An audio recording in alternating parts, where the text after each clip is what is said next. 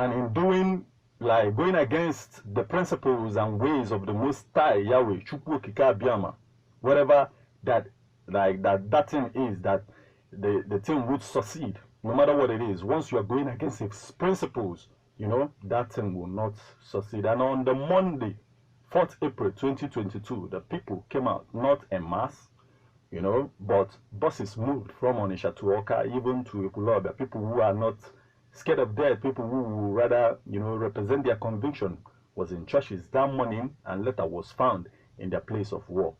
And with the events of that day, I, Monwa Martin Ifeanyi Chukwu Ekezie Ezeanumba the first, here on Street Report on Airborne, the 103.5, I ask you, whose face do you see as the governor of Anambra State? And they said, Soludo. And I say to you, give to Soludo that which belongs to Soludo, and that which belongs to Yahweh, Chukwu Okike Abiyama, give it to Yahweh, you know. And this is how I welcome you to this wonderful spirit and knowledge filled edition of Street Report on Airborne and the 103.5 FM. I am Martin Ifeanyi Chukwu Ekezie Ezeanumba the first. Stick around with this as Street Report unfolds.